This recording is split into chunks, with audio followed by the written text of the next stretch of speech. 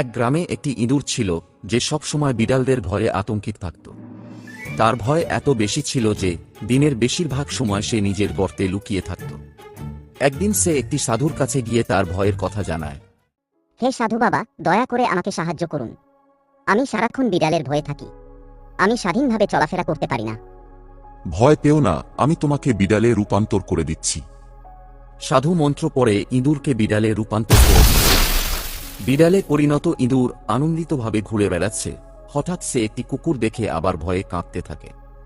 সে আবার সাধুর কাছে যায়। হে সাধু বাবা, কুকুরের ভয়ে আমি বাঁচতে পারছি না। দয়া করে আমাকে কুকুর বানিয়ে দিন। সাধু আবার মন্ত্র পড়ে বিড়ালকে কুকুরে রূপান্তর করল। কুকুর হওয়ার পর সে বেশ আত্মবিশ্বাসী ছিল, কিন্তু একদিন একটি বাঘ দেখে সে আবার আতঙ্কিত হয়ে পড়ে।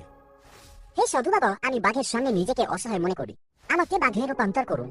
সাধু আবার মন্ত্র পড়ে কুকুরকে বাঘে পরিণত করে। বাঘ হওয়ার পর সে নিজেকে অপরাজেয় ভাবতে লাগল। কিন্তু একদিন এক শিকারীর সামনে পড়ে আবার তার মনে ভয় ফিরে এলো। হে সাধু বাবা, শিকারীর হাত থেকে বাঁচতে চাই। আমাকে এমন কিছু করুন যাতে আমি আর কখনো ভয় না পাই। সাধু মৃদু হেসে বললেন, তোমার সমস্যার সমাধান বাহ্যিক পরিবর্তনে নয়, তোমার মনোভাবই আসল। তুমি যদিও রূপে বাঘ হয়েছ, তোমার হৃদয় এখনো ইঁদুরের মতোই। তাই আমি তোমাকে আবার ইঁদুরে রূপান্তর করছি। নিজের সাহস বাড়াও, তাহলেই প্রকৃত নিরাপত্তা পাবে।